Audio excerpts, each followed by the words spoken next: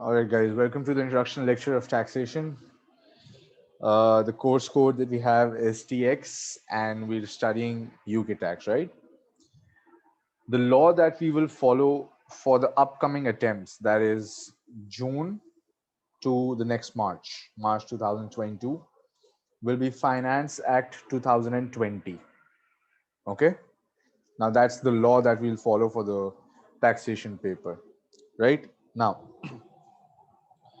guys, remember one thing. This paper is one of the easiest papers to pass in the fundamental level, which is the skills level within the fundamental, right? But you have to make sure that you're, revising. Like, this course requires the most amount of revision. Simple as that. Okay. If you revise with the frequency that I tell you to, this course is the easiest course to pass in all the fundamental papers. I'm talking about specifically the skills level. Okay. Now, if we look at the structure, so basically, you know, this paper, whatever you get, whatever knowledge you get over here in TX will be carried forward to your ATX paper, which has one of the highest.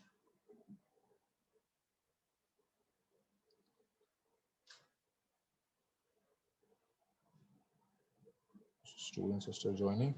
Highest passing ratios amongst all professional papers, optional ones. Okay. So what you have to understand over here is that obviously TX is compulsory. You cannot take it as an option. But if you want to qualify early, ATX is recommended. And if you want to pursue ICW, right, ATX and TX both will help you get exemptions in ICW. All right. There is no prerequisite for TX. That means you don't have any knowledge level paper, or even in AFT, which was previously known as FIA, right? You don't have any papers that cater to the knowledge which we study in tax. So at skills level, you have mainly, I would say, three new papers. You have TX, which is tax. You have audit, because there's no prerequisite to audit as well, and you have financial management as well, because performance management is like, it's treated as an advance of management accounting, which is F2, right? Now, let's look at the course structure of tax, right? Because like I said, everything relates to the law, the tax law, right? You've got within the syllabus structure, you've got the basic income tax computation. That means if a person is earning certain income, what or how to calculate the tax on that income, right? In this paper, the examiner expects you to act like a tax consultant, right? You're usually a tax consultant, or you're probably, a manager in a company, or let's say you're a sole trader, right? So the thing is that you have to make sure that you are well equipped with the knowledge of the law. Only then you can ensure a good pass, because obviously the application of law is what the examiner expects from you, right? Now, like I said, basic income tax computation would ask you, for example, this is, what we learn over here is basically um, how to compute basic tax. So the tax structure within UK, right? We learn the bands, right? We'll learn different reliefs. Okay. So these are basic things that we learn. Second part, we'll basically look at different types of incomes and its taxes. So for example, an individual could earn employment income. An individual can earn, let's say, self-employment income. So basically, which is called essentially, sorry, why is that zoomed out? Okay. So self-employment, which is trading income, right? You can have property income. You can have, you know, pension income. So these are all types of income that an individual can earn, on which basically we learn how the taxation works, right? Then you have capital taxes. Within capital taxes, you have, let's say, in capital gains tax. So let's say you have a home that you sold, right? That home was like an investment property for you, right? You bought it for investment. Now you sold it, you'll have to pay some. You, let's say you bought the home at, let's say, 20,000 pounds, and you sold it for, let's say, 25,000. Okay, so this 5,000, the difference of 5,000 is actually your capital gain, right? And this capital gain might be subject to a capital gains tax, right? So that comes under capital taxes. Then you have inheritance tax, right? Within inheritance tax, it's basically tax on the wealth that you inherit. Okay, so it could be from your parents, from your grandparents, from your siblings, you know, it could be through various situations, but the point is, whatever wealth you inherit from some other person, you know, something that you haven't earned yourself, you're just inheriting, you'll have to pay a certain amount of tax on that inheritance to the UK government. Okay, fourth, we have corporation tax. Corporation tax basically relates to the companies, right? So you have basically the tax structure of different group structures, single entity, group structure taxation, right? So you have various scenarios where an examiner will test you on the corporation tax, right? Mainly in UK, the rate of corporation tax is 19% flat. Okay, that means there are no bans for it or anything like that. It's just 19% flat rate. Okay, you further have the fifth one, value added tax, which in some countries is also known as GST, general sales tax. Okay, it's also known as GST, general sales tax. Okay, so this is something that we'll study as well. And then finally, you have self assessment and penalties. Self assessment and penalties basically relate to filing the tax return. That means showing the government your wealth, telling them how much you've earned during the year, how much you've spent during the year, you know, filing your own taxes, paying your own taxes, right? And let's say if you don't, let's say if you're late, right? Let's say if a company is late, or let's say if the sole trader is late, or as an employee you're late in filing your returns, what penalties you will face. Okay, so this is what we'll look at. Okay, now the thing is, the exam structure itself, right? Again, you know that the exam is CBE, computer based examination, right? Duration is 3 hours, total marks 100.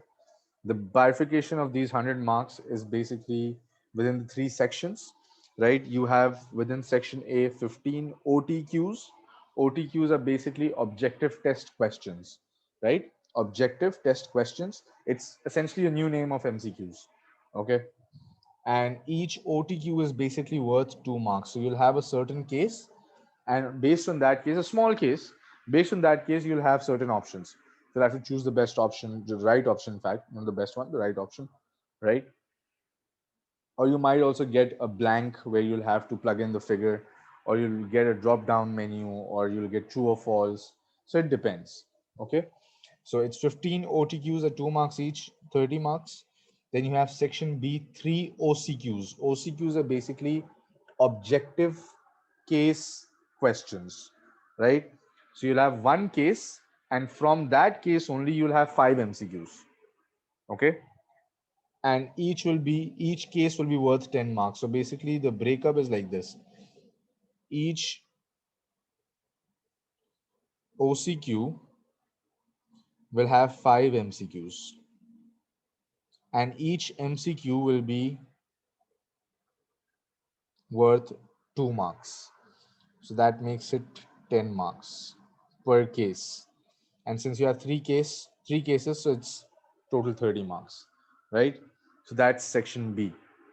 Section C, the examiners, you know, for the last two constructive response questions, CRQs are basically constructive response questions. The examiner specifies what area of syllabus will be tested, but for the first one, it can come from any area of the syllabus. So that's one CRQ, which is constructive response questions. One CRQ basically worth 10 marks. In section C, CRQs are basically long questions, right?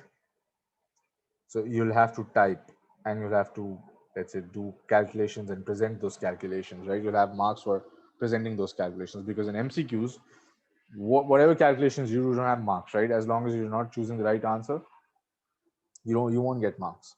Okay. Now, for the last two CRQs, in which you have 15 marks per CRQ, one would come from your income tax computation, right? And the other one would definitely come from your corporation tax. Okay. So you get at least 30 marks if you're good in these two areas. At least. You understand? Or let's say not even 30, you can get 25. You just have to work for another 25, right? These two areas, look at the syllabus bifurcation over here. Okay. And I understand that income taxation is like the greatest chunk of the syllabus, right? It's like the greatest chunk. But the point is, income tax and corporation tax, 25 marks. Total, it's 30 marks, but I'm taking like a margin of 5 marks. So basically, I'm just deducting 5 marks so that you can, you can have a margin of making mistakes. You can get at least 25 just by, working around these two areas. Simple. I'm not considering section A and section B right now. I'm just considering section C. Okay. So you just have to work for another 25. Simple as that. Okay. So the point is that you're good with income tax computation, corporation tax. Obviously, we'll focus on each area. We'll give each area the time it deserves. But the point is, I'm just making it easy for you to, understand what areas to focus on more. Okay. Now, the resources that we'll use, basically my lectures, including my notes as well, right? I'll show you my notes in a bit, right? The Kaplan book reading is recommended. Okay. Reading is recommended. We'll use Kaplan kit for the practice questions and the technical articles. Technical articles are very important, guys. All right, remember this, technical articles are very important. Now, as for the notes that you will be provided,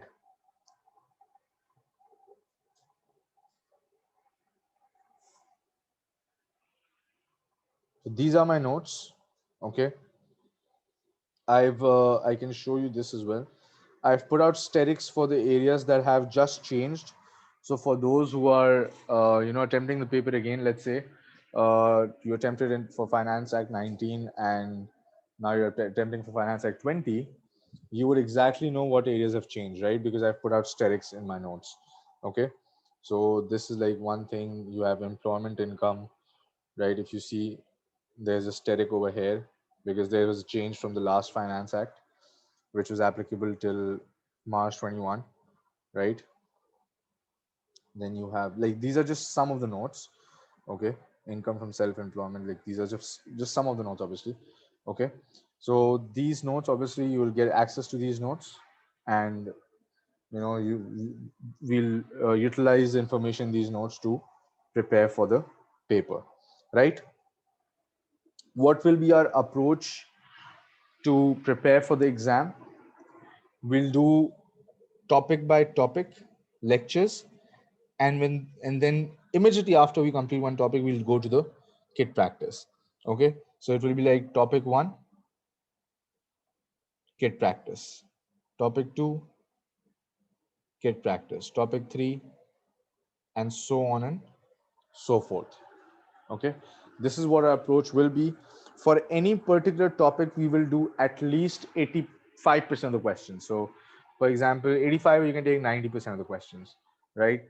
So let's say if if you have for a particular topic 10 questions, we'll do 9 questions in class, out of which, let's say, I'll do with you 6 questions, and the remaining 3 questions I might ask you to do it during the class only. Okay, so that is how, I prepare the students for the paper. Revision course towards the end, my target to finish TX, because TX is a large course, right? My target is to finish it by 20th May, which is well before the paper, because your papers start from 7th June, right? So the paper week basically starts from 7th June. Okay, and I'll give you like 3 days to yourself so that you can revise, and from 23rd May basically, for another 3 days,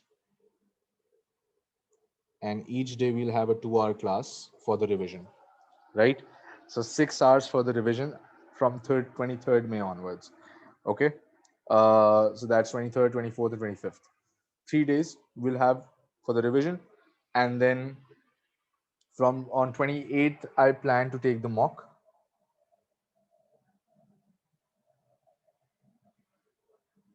So mock in the morning, and then review in the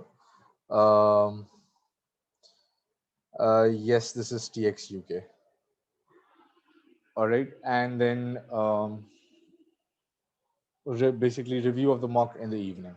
So it will be like that: mock in the morning and review in the evening, right? So this is what our course structure would look like. We'll have in the initial stages, we'll have 2 live classes and 1 recorded class. Okay, and then I'll increase the frequency of the classes. Okay, number one. Number two, classes will start from 25th March onwards. 25th March. Let me just write it down so that.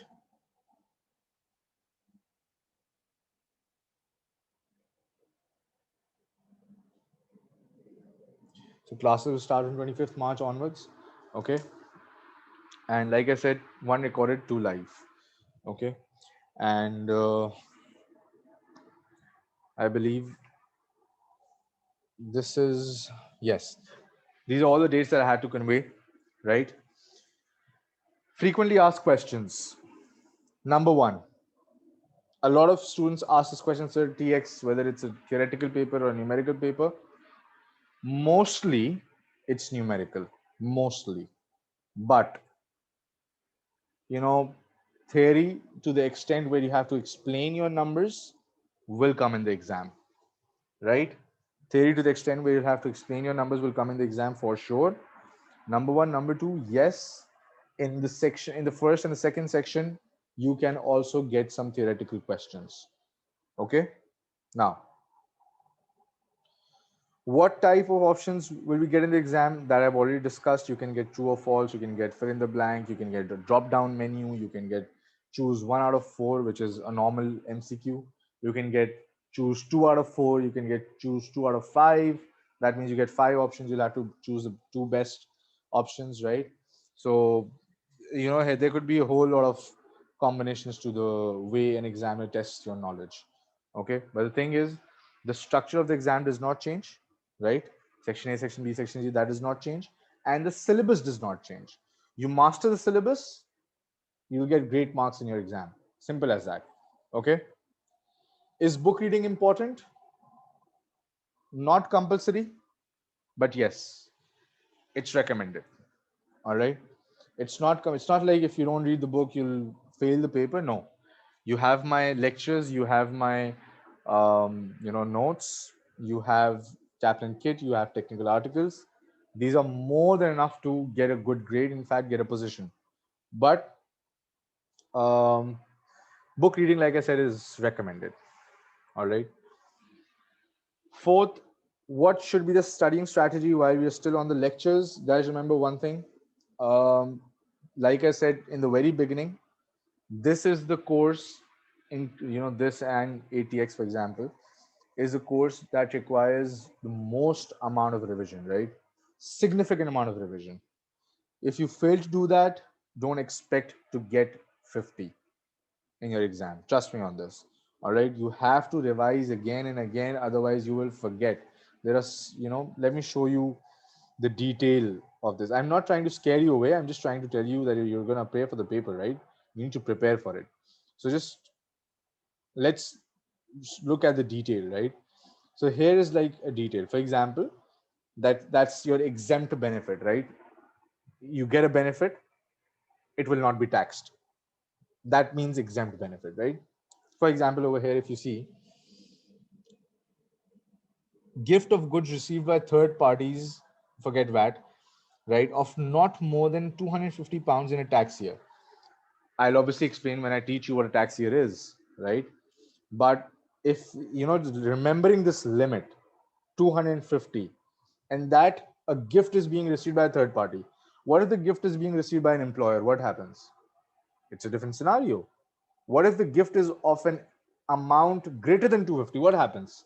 It's a different scenario, right? So the point is that details, such small details, if you, let's say, obviously we'll go through this in a class once, then probably it will come around when we do the kit, and then in the end it will come around when we do the revision, right?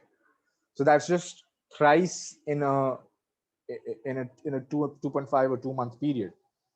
If you expect to retain these little details, it's just one topic, and within that one topic is just one subtopic. All right, if you can retain it just by going through this information thrice only, that means you probably have a photogenic memory, right? Because it's like you're probably Warren Buffett. Okay, because it requires way more than 3 times to memorize such details. Okay, that's why revising again and again is recommended. You need to revise again and again. All right, so the studying strategy would be, let's say we complete a topic, you go back after the class, probably not right away, but the day after or just before the next class. What I'm concerned about is before the next class, try to revise the stuff, try to go through the notes, try to memorize the stuff in a way that memorizing does not mean that you just memorize it case wise. Okay, memorize the logic behind it, memorize the application of it. That is what will help you in the exam, because in an exam you will certainly get a new case within the same context, within the same syllabus area. You will get a new case. Okay, so you have to be adaptable as well. You cannot just rely on what you've learned and what you've memorized. All right, you have to be adaptable as well. You have to be able to, you have to have that skill of molding yourself around the scenario, right? Gathering yourself around the scenario, I would say. Okay. Now, the thing is, that would be a studying strategy, like I told you, right? Um, one recorded, two live lectures in the beginning, and then we'll increase the frequency of the lectures. Okay. If you have any questions, now's the time.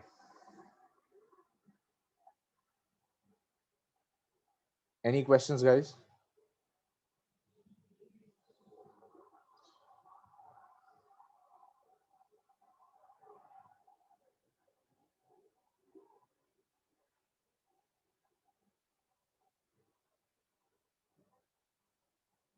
No questions?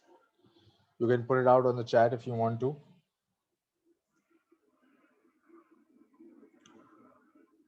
All right. Later, if you come up with any questions, you can WhatsApp it to me on